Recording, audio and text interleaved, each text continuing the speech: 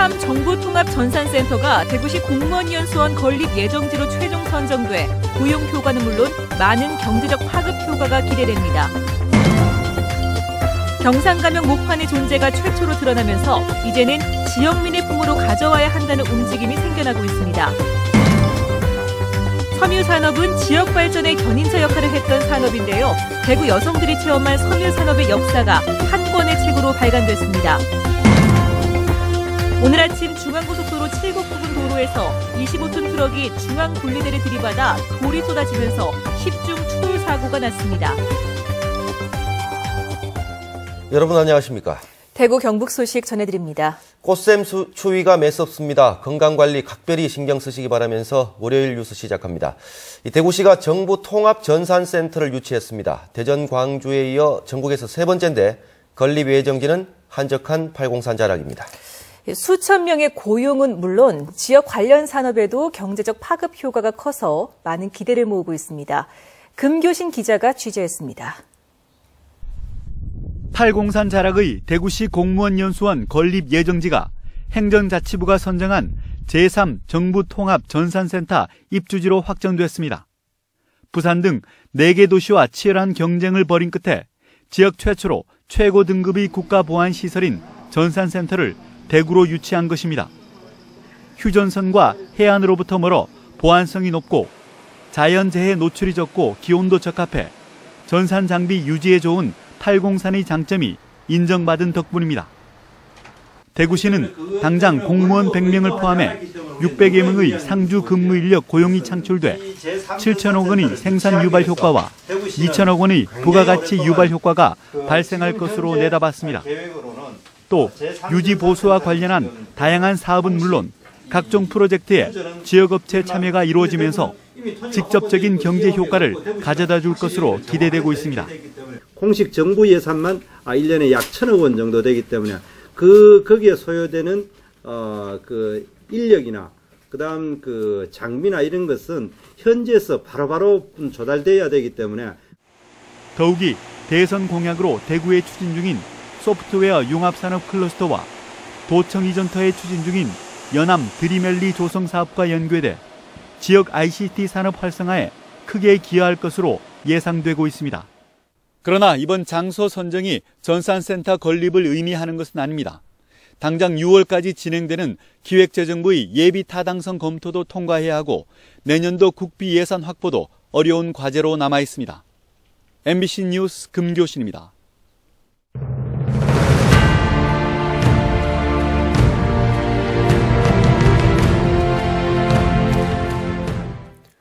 대구 경북의 소중한 기록문화유산인 경상감영 목판을 지역으로 옮겨와야 한다는 여론이 확산되고 있습니다.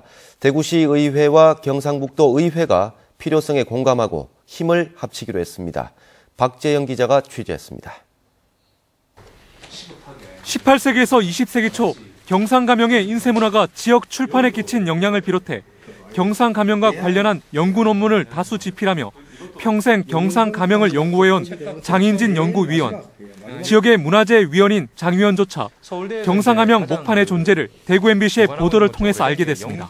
가장 많은 230여 종의 교육용 책을 펴냈던 경상감영 목판을 이제라도 지역으로 이전해 교육도시로서의 위상을 이어가고 지역 정체성을 회복해야 한다고 강조합니다.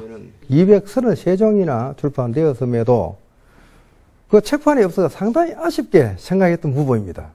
조속하게 반환위원회를 구성하여 정식으로 우리 지역문화유산이기 때문에 반환 요청을 시급하게 해야 된다고 이렇게 봅니다. 경상감영 목판의 존재 사실이 알려지자 지역민들의 품으로 목판을 되돌리자는 움직임이 일고 있습니다. 경상감영이 경상도 전체를 아울렀던 만큼 지역민의 대표 기관인 대구시의회와 경상북도의회가 공동 전선을 구축하기로 했습니다. 임시의 시정 질문과 자유 발언, 업무 보고 등을 통해 경상감영 목판의 존재를 몰랐던 이유 등을 따져 물을 계획입니다. 경상감영 목판의 지역 이전을 위한 행정적인 절차와 예산 지원, 시도 간 업무 협력 등에 대한 심도 있는 논의도 펼칠 계획입니다. 경상감영 목판이 규장각으로 가게 된 배경을 면밀히 파악해보고 시도의회가 적극 협의하여 우리 지역으로 반드시 오도록 검토해 보겠습니다. 경상감영 목판의 지역 이전을 위한 여론이 확산되고 있는 가운데 양 시도의회까지 함께 나서기로 하면서 대구시와 경상북도의 향후 움직임에 관심이 쏠리고 있습니다. MBC 뉴스 박재영입니다. 원자력안전위원회가 월성 1호기 수명 연장을 결정하면서 주민 동의를 얻어야 한다는 조건을 제시했습니다. 그런데 한수원이 약속을 지키지 않고 재가동 준비에만 열을 올리고 있습니다. 장성훈 기자입니다. 원안위가 월성 1호기의 수명 연장을 결정할 당시 다수의 찬성 입장 위원들은 한수원 조석 사장을 직접 불러 수명 연장 허가가 나더라도 재가동을 위한 정기검사 이전에 주민 의견을 수렴하라고 주문했고 조 사장은 전사적으로 노력하겠다고 답했습니다. 그러나 이후 열흘이 넘도록 원안위와 한수원 그 누구도 당시에 했던 주문과 약속을 지키지 않고 있습니다. 아직까지 정부에서나 사업자 측에서 이렇다 할 만한 대안을 제시하지 않고 있는 그런 상황입니다. 이런 일련의 과정을 봤을 때 우리 주민들 철저하게 무시하는 처사고, 특히 원전과 인접해 생존권을 위협받고 있는 주민들은 한수원이 주민과의 의견차를 좁히려는 그 어떤 노력도 하지 않고 있다고 말합니다. 결국 시간 끌기 작전이라고 볼 수 없고 지쳐서 지대 흩어지기를 바란다고 밖에 볼 수 없는 거죠.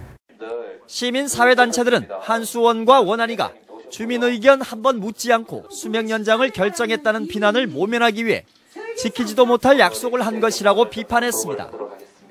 특히 이런 상황에서 한수원이 재가동을 위한 정기검사, 즉 계획 예방 정비를 원안위에 신청하겠다는 건 공기업 윤리에도 맞지 않다고 지적했습니다. 한수원 본부장이 3월 6일날 시의회에 출석을 해서 3월 16일부터 계획 예방 정비를 하겠다라고 입장을 밝혔는데 시민들의 수용성을 확보하기 전에는 재가동을 위한 어떠한 행위를 해서도 안 된다.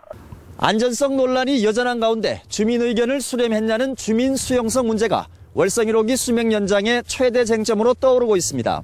MBC 뉴스 장성훈입니다.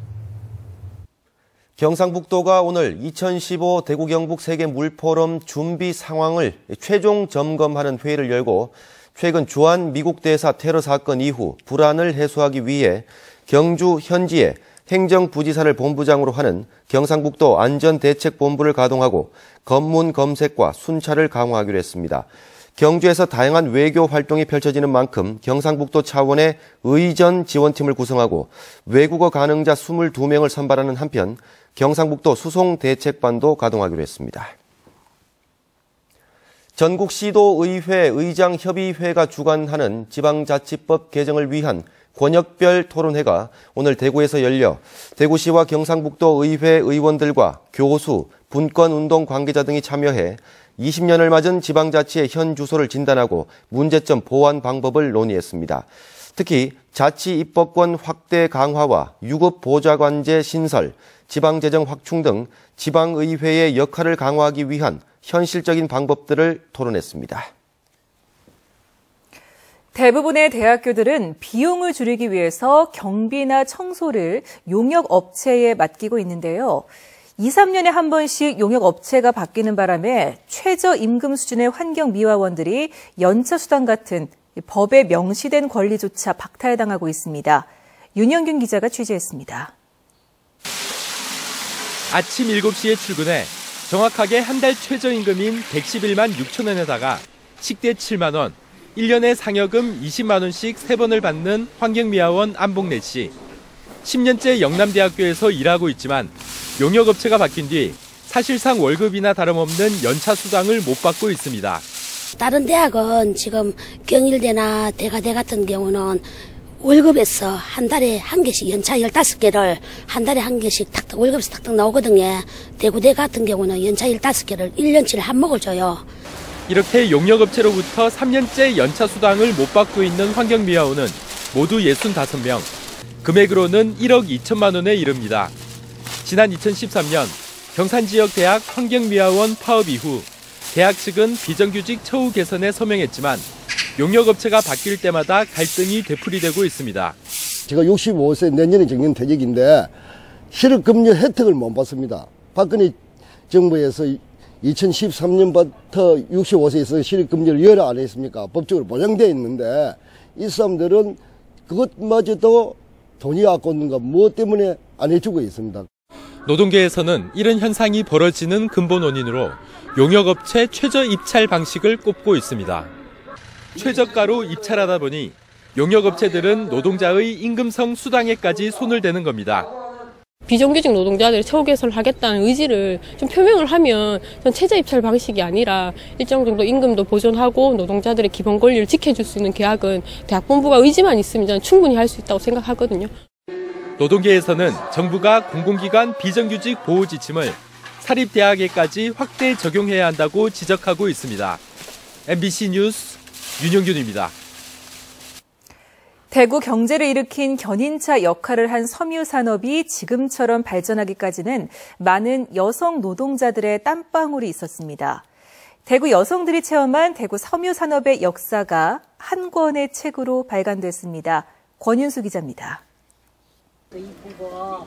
30년째 서문시장에서 원단과 의류를 팔고 있는 76살 여계연 씨는 1980년대 대구 섬유 산업의 중흥기를 이렇게 기억하고 있습니다. 상인들끼리 이제 한 5사람이나 이래 마차가 오면 이제 이 집에 가가지고 필요한 거 뭐 500마, 1000마 막 이래 막 그래가지고 몇백만 원씩 사가지고 가지. IMF 금융위기 때 섬유업체들의 줄도산, 서문시장 2지구 화재 등 기울어져 가는 모습들도 지역 섬유산업 역사의 한 단면입니다. 보도가 나니까 그래 빚은 다 갚아줘야 되잖아. 그러게 그만 뭐 신경 써가지고 그만 뇌졸중 걸려가지고 사망한 사람도 많네. 대구 여성가족재단이 발간한 대구 섬유 그리고 여성이라는 책은 섬유산업에 종사한 5명의 대구 여성들의 이야기를 담고 있습니다. 1940년대 시아버지가 견직물 원료인 잠종 사업을 일본 총독부로부터 인수해 직물공장 만며느리로서 살아온 83살 정말분 씨. 대구의 면방직 공장에서 일하며 평생을 보낸 77살 김상태 씨와 영도벨벳을 세계적인 기업으로 이끈 75살 류병선 씨의 이야기 등 대구 여성들의 경험과 기억을 생생하게 담았습니다. 그 지역의 특성을 반영한 연구는 많이 없습니다. 그래서 대구 같은 경우는 대구 여성 하면 섬유가 떠오르고 섬유와 관련된 스토리가 많이 있을 것이다. 이런 그 생각을 가지고 시작했습니다. 대구 여성가족재단은 이번 연구를 통해 그동안 없었던 지역 섬유 산업의 연표를 체계적으로 정리해 의미가 깊다고 밝혔습니다. MBC 뉴스 권윤수입니다. 다이텍 연구원은 지난달 11일 다이텍 연구원장을 연임한 전성기 후보의 원장 승인 요청 공문을 산업통상자원부로 보냈지만 지난달 28일 전 후보가 사의를 표명했다고 밝혔습니다. 보통 신임 기관장의 정부 승인은 일주일 정도 걸리는데 승인이 늦어지자 전 후보가 스스로 물러난 것으로 보입니다. 다이텍 연구원은 이르면 다음 달 원장 채용 재공고를 내기로 했습니다. 고속도로에서 25톤 트럭에 실려있던 돌이 쏟아져 10중 추돌 사고가 났습니다. 불행 중 다행으로 이 사고 직전에 다른 교통사고가 나서 차들이 속도를 줄인 덕분에 대형 사고로 번지지 않았습니다. 양관희 기자가 보도합니다. 트럭이 중앙분리대에 처박혀 있습니다. 반대편 차선에서 달리던 승용차 앞이 커다란 돌에 짓눌렸고 고속도로에는 치우지 못한 돌들이 나뒹굽니다. 오늘 아침 7시 40분쯤 경북 칠곡군 중앙고속도로 동명휴게소 부근에서 대구 방향으로 가던 25톤 트럭이 중앙분리대를 들이받았습니다. 트럭에 실려있던 공사용 돌이 반대 차선으로 쏟아져 이를 피하려던 차량 10대가 뒤엉켜 부딪혔습니다. 덤프트럭 넘어지면서 돌이 진행하고 있는 차량들 갖다 막 덮쳤죠. 진행하고 있는 상태였어요, 다들. 트럭 운전자 34살 이모 씨가 크게 다쳤고 다른 운전자 2명은 경상을 입어 병원에서 치료를 받았습니다. 춘천 방향 고속도로도 3시간 가까이 심각한 정체 현상을 빚었습니다. 이 사고가 있기 10여 분 전 인근 터널 접촉사고 때문에 차들이 속도를 줄여 큰 사고를 피했습니다. 만약에 그 사고가 없었으면은 100km, 120km 달리는데 그렇게 달리다가 그 돌을 맞았으면은 아마 엄청난 사고로 이어졌습니다. 경찰은 트럭 타이어가 터지면서 사고가 난 것으로 보고 정확한 경위를 조사 중입니다. MBC 뉴스 양관입니다. 경상북도가 한중 FTA와 어촌 노령화 등을 극복하기 위해 3대 정책과 6대 수산발전 혁신 과제를 설정하고 내년부터 2020년까지 5년 동안 1,120억 원을 투입합니다.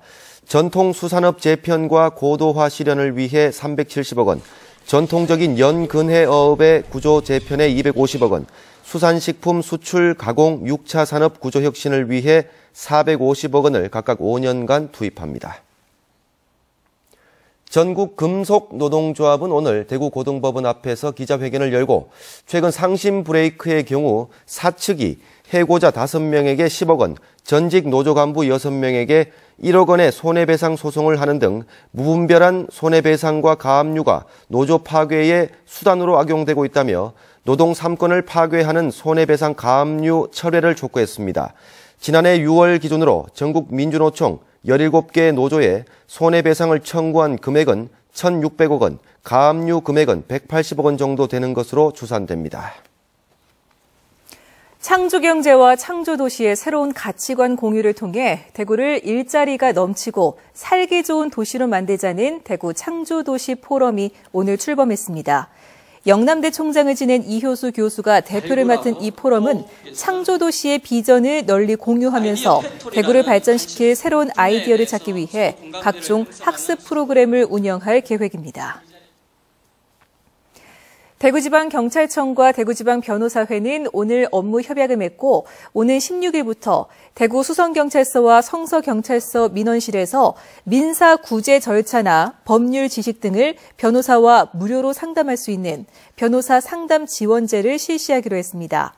무료 상담 시간은 월요일과 목요일 오후 2시부터 5시까지며 올 하반기부터는 대구 지역 전 경찰서로 확대할 예정입니다. 대구 강북경찰서는 지난해 7월 대구 북구의 한 사무실에서 손모 씨에게 부도난 3천만 원짜리 약속 어음을 담보로 주고 현금 2,100만 원을 받아 챙긴 혐의로 44살 김모 씨를 붙잡아 조사하고 있습니다. 경찰은 김 씨에게 사기 등으로 20건의 수배가 내려진 상태여서 매복 끝에 검거했다며 정확한 사기 규모를 조사하고 있다고 밝혔습니다. 대구 서부경찰서는 의사 명의를 빌려 병원에 차린 뒤 요양급여를 받아 챙긴 혐의로 56살 A씨와 명의를 빌려준 의사 61살 B씨를 구속했습니다. A씨는 지난 2012년부터 대구시 서구에서 B씨의 명의로 병원을 세운 뒤 국민건강보험공단에 요양급여비를 청구해 26억 원 상당을 타낸 혐의를 받고 있습니다.